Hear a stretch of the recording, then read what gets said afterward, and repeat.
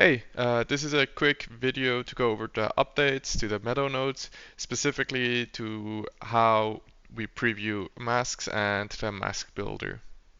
To get started, I just have a grid with 256 subdivisions here, so we have a good resolution. And then we're just going to start by adding a Meadow mask by geometry node here and connect this to a cube. So we have a mask to start with. So before, the way to preview this mask was you had to kind of like create either a color node or make your marker here. Now you can simply go into the edit mode by hitting enter, and you'll see up here that you're in the edit mode of this mask by geometry node, and this will automatically create a visualizer here that is exactly the same system as the attribute paint node. So if we create an attribute paint node and you go into the edit mode, you automatically get this visualizer, and it does exactly the same thing. So you can also enable it like this, so we have that preview mode always activated like that. Cool. So now that we have our mask visible, I'm gonna disable it by default, so we have to be in the edit mode again, and with escape we can get out of it. That's gonna work the same for all the nodes. So that is Meadow mask. That's gonna be the same for the mask builder, curve, feature, and geometry node. One thing to take note is that if you have multiple attributes, for example, we have this mask attribute here, that is our cube, and maybe we want to add another attribute for scale. So let me add a mask builder node here, and then switch this to scale so that we get the scale preview here. Let me just make something very obvious here with this mask builder node like this. If we switch back and forth between these two nodes here and make sure that we're in the edit mode, if we switch back and forth here, these both change. And if you take a look, we're here on the mask visualizer, and then we're here on the scale visualizer.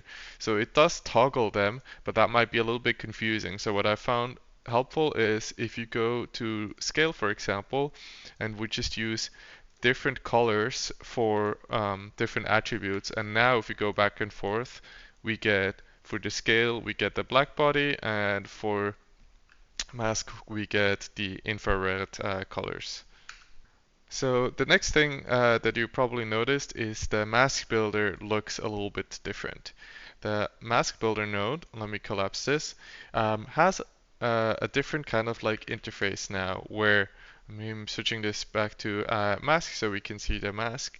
It has more global options. So we still have our global scale, but we have now a global operation so that we can maybe add and a blend slider so that we can add the overall mask, or we can also multiply the overall mask with the mask that comes from before it.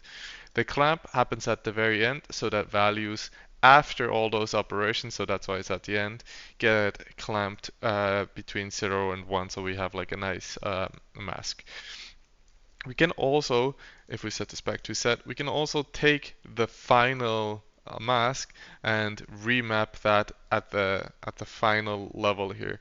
So having these global options makes it easier, and we don't really have to dive into our noises anymore, and we can really use the presets a little bit better. So the presets now stay. If we choose different presets here, they just stay, so you can always see which preset you're using. Now, let's assume you want to go to Islands 1 and you're adjusting something. So maybe we're going to make this a little bit wider and increase the roughness a little bit.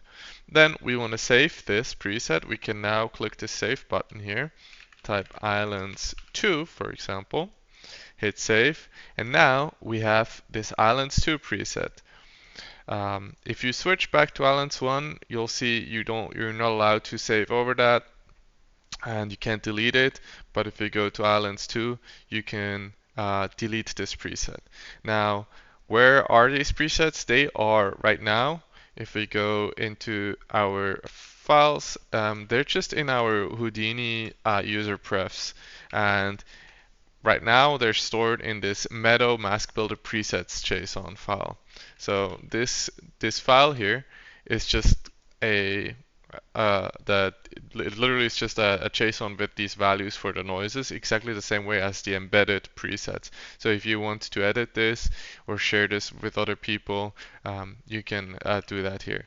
But even if other people then don't have these presets, the noises will obviously still work and they will just kind of like be set to custom.